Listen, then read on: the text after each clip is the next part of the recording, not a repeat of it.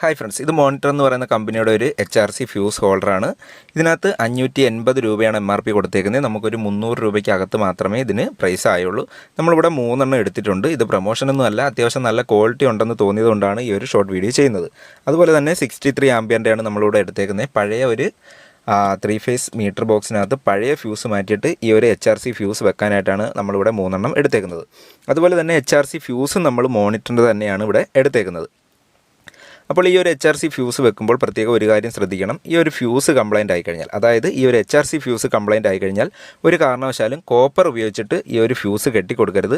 അങ്ങനെ കോപ്പർ ഇട്ട് ചെയ്ത് കഴിഞ്ഞാൽ ആ ഒരു ക്യാരിയറിൽ ഹീറ്റ് വരാനൊക്കെ ചാൻസ് ഉണ്ട്. അതുകൊണ്ട് ഈ ഒരു HRC ഫ്യൂസ് ഉപയോഗിച്ചിട്ട് തന്നെ അത് ചേഞ്ച് ചെയ്യാവും. അതുകൊണ്ട് തന്നെ നമ്മളിവിടെ 4 എടുത്തിട്ടുണ്ട്. ഒരെണ്ണം കംപ്ലൈൻറ്റ് ആയാലും സ്പെയർ ആയിട്ട് നമ്മൾ ഒരെണ്ണം കൂടി ഇവിടെ വാങ്ങിയിട്ടുണ്ട്. ഈ ഒരു HRC ഫ്യൂസിൻ്റെ ഫുൾ നെയിം വരുന്നത് ഹൈ റപ്ചറിങ് കപ്പാസിറ്റി ഫ്യൂസ് എന്നാണ്. അപ്പോൾ ഇത് ഉപയോഗിക്കുന്നത് കൊണ്ടുള്ള നേട്ടങ്ങളും കോട്ടങ്ങളും എന്താണെന്ന് അറിയാവുന്നവർ തീർച്ചയായിട്ടും കമൻറ്റ് ചെയ്യുക.